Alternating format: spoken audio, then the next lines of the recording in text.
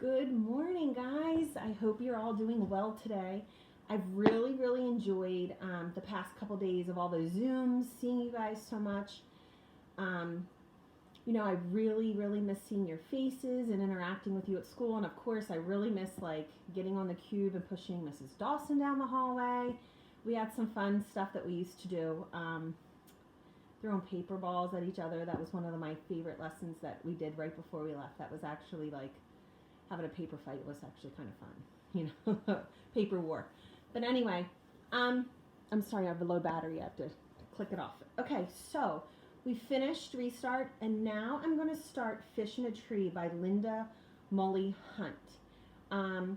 This came to me very highly recommended by a lot of other people that I know that are your age, and some teachers also. So I've never read it, so we're going to experience this together. All right, so Fish in a Tree. Okay. Chapter 1, In Trouble Again. It's always there, like the ground underneath my feet. Well, Allie, are you going to write or aren't you? Mrs. Hall asks. If my teacher were mean, it would be easier. Come on, she says, I know you can do it. What if I told you that I was going to climb a tree using only my teeth? Would you say that I could do it too? Oliver laughs, throwing himself on his desk like it's a fumbled football. Shay groans. Allie, why can't you just act normal for once?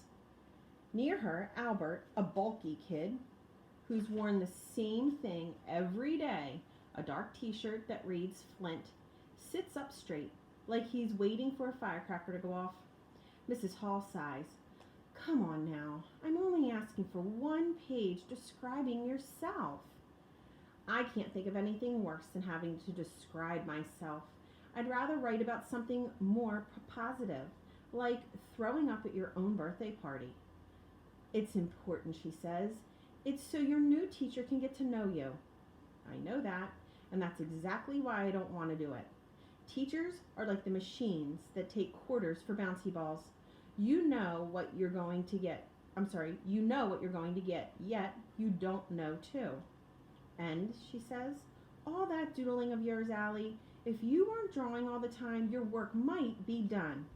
Please put it away. Embarrassed, I slide my drawings underneath my blank writing assignment. I've been drawing pictures of myself being shot out of a cannon. It would be easier than school, less painful. Come on, she says, moving my lined paper toward me. Just do your best. 7 schools in 7 years, and they're all the same.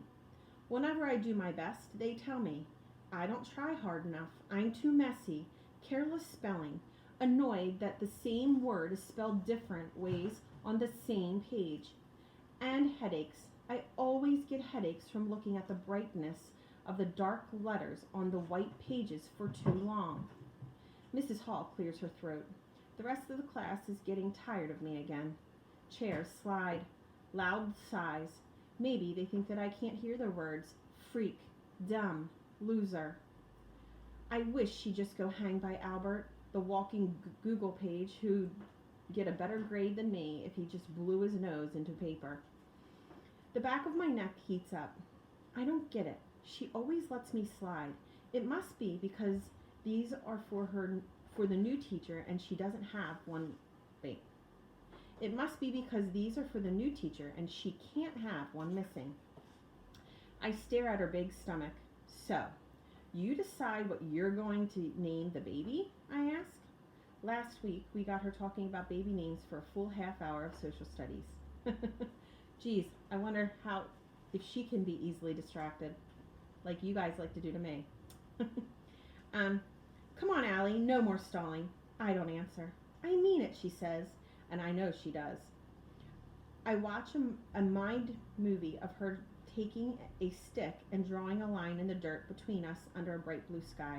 She's dressed as a sheriff, and I'm wearing a black and white prisoner stripes. My mind does this all the time, shows me these movies that seem so real that they can carry me away inside of them. They are a relief from my real life. I steal up inside, willing myself to do something I don't really want to do, to escape this teacher who's holding on and won't let go. I pick up my pencil, and her body relaxes, probably relieved that I've given in. But instead, knowing she loves clean desks and things just so, I grip my pencil with a fist fast. I'm sorry. Geez, I can't read today. I grip my pencil with a hard fist and scribble all over my desk. Allie! She steps forward quick. Why would you do that? The circular scribbles are big on top of the small ones on the bottom. It looks like a tornado if I wonder if I meant to draw a picture of my insides. I look back up at her. It was there when I sat down, I said. The laughter starts, but they're not laughing because they think I'm funny. I can tell that you're upset, Allie, Mrs. Hall says. I'm not hiding that as well as I need to. She's such a freak, Shay says in one of those loud whispers that everyone is meant to hear. Oliver's drumming on his desk now. I fold my arms and stare up at her. That's it, Mrs. Hall finally says. To the office, now.